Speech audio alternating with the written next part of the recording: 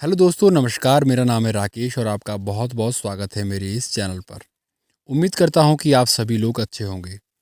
आज की स्टोरी श्रीदेवी के मौत के रहस्य के बारे में है। मशहूर अभिनेत्री श्रीदेवी ने 24 फरवरी 2018 को दुनिया को अलविदा कह दिया था। उनकी अचानक मौत की खबर सुनकर कोई भी यकीन नहीं कर पा रहा था कि अब श्रीदेवी हमारे बीच नहीं है। श्रीदेवी की दुबई के एक होटल के कमरे में बाथटब में डूबने से मौत हो गई थी। उस वक्त हर किसी के जुबान पर बस एक ही सवाल था कि आखिर उस रात हुआ क्या और अचानक श्रीदेवी की मौत कैसे हो गई। श्रीदेवी के साथ आखिरी समय में उनके पति बॉनी कपूर मौजूद थे और उन्होंने बताया था कि आखिर उस रात को क्या हुआ था। लेकिन उस रात को क्या हुआ ये जानने से पहले आप श्रीदेवी के बारे में जान लीजिए कि आखिर कौन थी श्रीदेवी। श्रीदेवी का जन्म 13 अगस्त 1963 को तमिलनाडु में हुआ था। उनके पिता का नाम अयप्पन था, जो कि पेशे से एक वकील थे। उनकी मां का नाम राजेश्वरी है और उनकी एक बहन और दो सौतेले भाई भी है। बहन का नाम श्रीलता है और भाइयों का नाम आनंद और सतीश है। श्रीदेवी कपूर, जो कि श्रीदेवी के नाम से विख्यात थी, उनका असली नाम श्रीदेवी नहीं बल्कि श्री अम्मा यंगर अयप्पन था।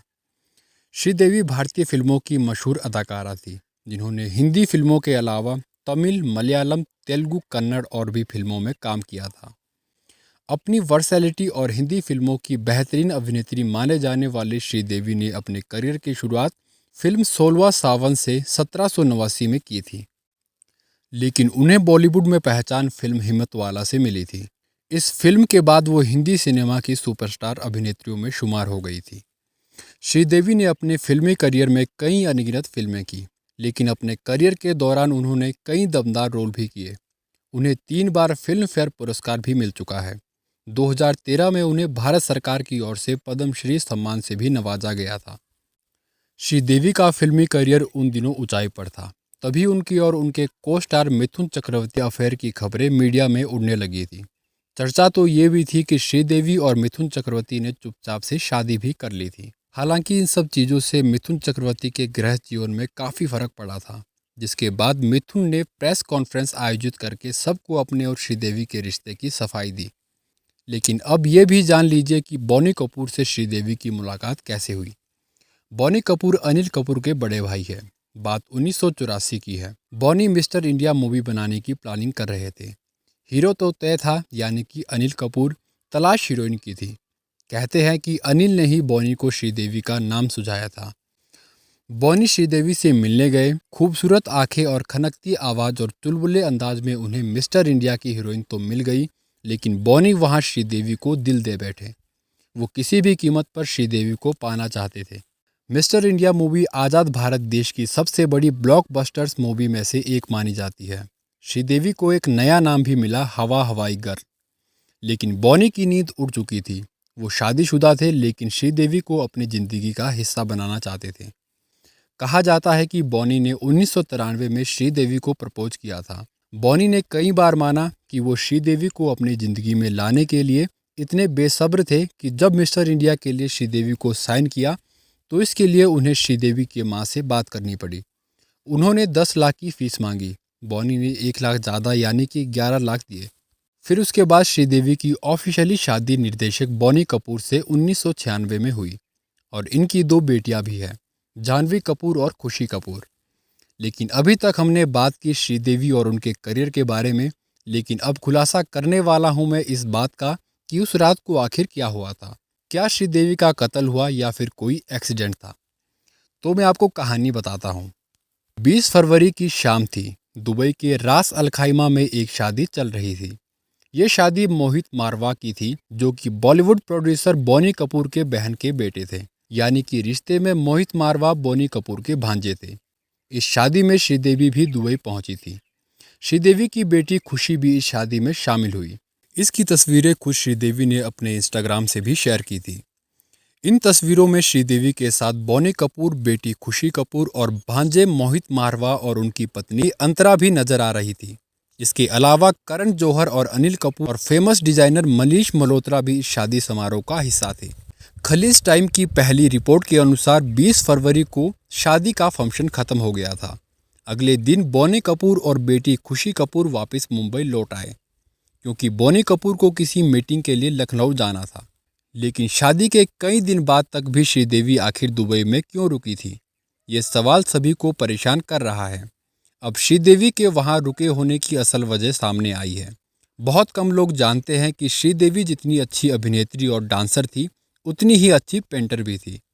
मोहित मारवा की शादी के बाद श्रीदेवी अपनी पेंटिंग्स की एक प्रदर्शनी लगाने वाली थी, इसलिए वो वहीं पर ठहरी हुई थी और पति बोनी कपूर बेटी खुशी के साथ वापस लौट आए थे।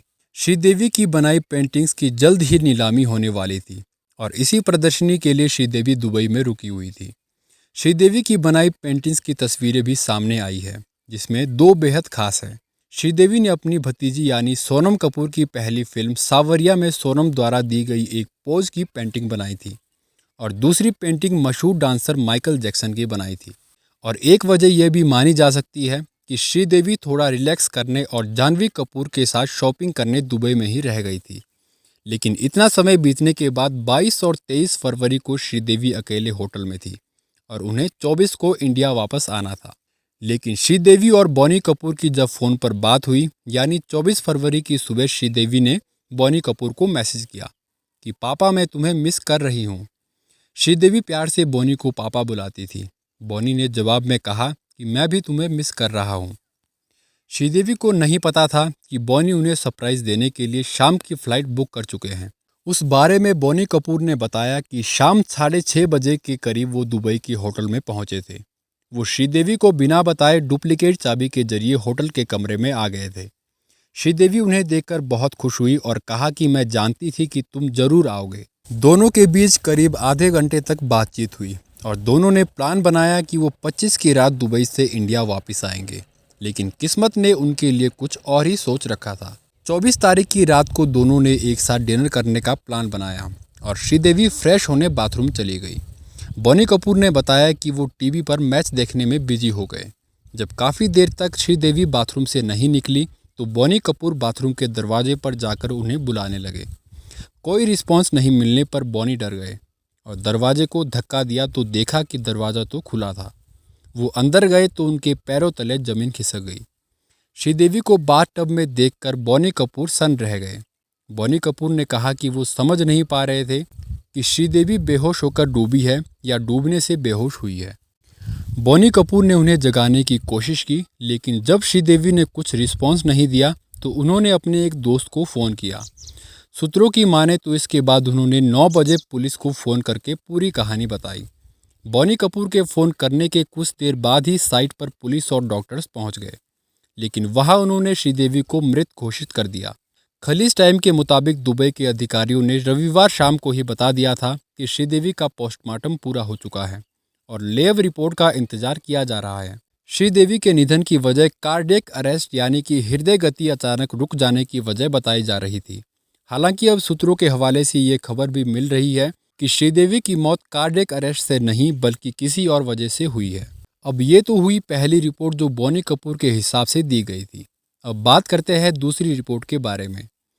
दूसरी रिपोर्ट में दावा किया गया है कि श्रीदेवी होटल के कमरे में आखिरी पलों में अकेली थी। उन्होंने रात के करीब 10:30 बजे रूम सर्विस को फ़ोन करके पानी मंगवाया था। लगभग 15 मिनट में जब वेटर पानी लेकर श्रीदेवी के रूम पहुंचा तो श्रीदेवी ने कई बार बेल बजाने के बाद भी रूम का दरवाज़ा नहीं खोला। श्रीदेवी का यूं दरवाज़ा ना खोलने से वेटर चिंतित हो गया और उसने अलार्म बजाया। अलार्म सुनकर आए स्टाफ ने जब दरवाज़ा खोला तो उन्होंने देखा कि श्रीदेवी बाथरूम के फर्श पर गिरी हुई थी। रिपोर्ट में बताया गया कि श्रीदेवी की धड़कनें उस वक्त चल रही थी। होटल स्टाफ तुरंत उन्हें लेकर दुबई के राशिद अस्पताल पहुंचा, जहां डॉक्टर्स ने श्रीदेवी को मृत घोषित कर दिया था। इन दोनों में कौन सी रिपोर्ट सही है ये अभी पता नहीं चल पाया है और ना ही श्रीदेवी के परिवार से जुड़े किसी भी सदस्य ने इस रिपोर्ट पर टिप्पणी की है। 24 फरवरी की देर रात उनका शव दुबई पुलिस को सौंपा गया था।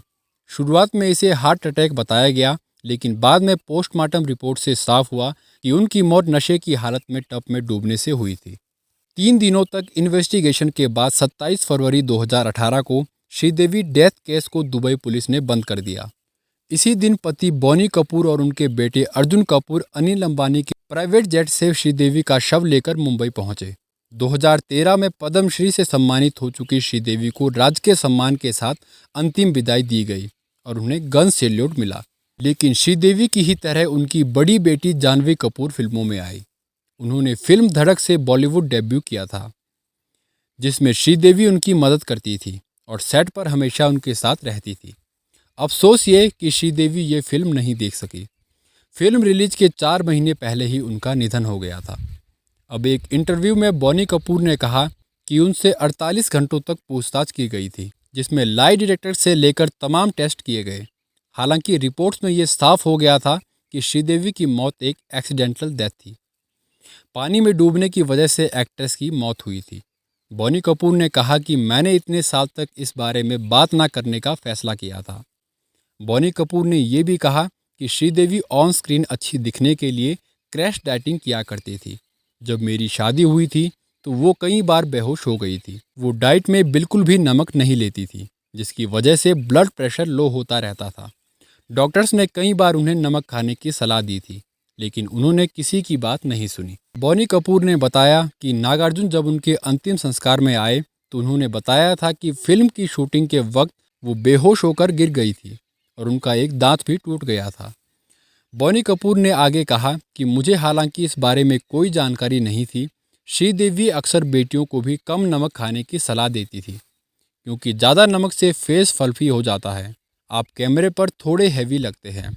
बॉनी कपूर ने कहा कि हमें ये अंदाज़ा नहीं था कि ये इतना गंभीर हो सकता है। लेकिन श्रीदेवी की मौत होने के बाद उन्हें अंतिम संस्कार के लिए इंडिया लाया गया। तो अंतिम संस्कार से पहले श्रीदेवी को सुहागन की तरह सजाया गया और उनके मुंह में सोने का टुकड़ा रखा गया था। तमिलियन परंपरा के अनुसार सुहागन की मौत पर उसके मुंह में सोने का पान या सोने का टुकड़ा रखा जाता है, जिसे तांबुल कहते हैं। लेकिन श्रीदेवी के अंतिम संस्कार में भीड़ पर काबू पाने के लिए लाठीचार्ज किया गया था, क्योंकि उनके अंतिम संस्कार में बहुत सारे लोग आए थे, जिससे भीड़ पर कंट्रोल रखना बहुत मुश्किल हो रहा था। भीड़ के लिहाज से ये भारत का चौथा सबसे बड़ा अंतिम संस्कार था। तो ये थी श्रीदेवी की मौत की कहानी। लेकिन जिस तरह से रिपोर्ट सामने आई उसमें कहीं ना कहीं गड़बड़ी भी लगती है, क्योंकि जब बॉनी कपूर ने श्रीदेवी को मरी हुई हालत में देखा तो पुलिस को कॉल करने की बजाय उन्होंने अपने दोस्त को कॉल क्यों की, और बात टब इतना भरा हुआ कैसे हो सकता है। इन सब चीज़ों पर किसी ने भी बात नहीं की। आपको इसके बारे में क्या लगता है, कमेंट बॉक्स में ज़रूर बताएं। फिलहाल इस वीडियो में इतना ही। मिलते हैं आपको एक और स्टोरी के साथ। धन्यवाद। Thank you so much.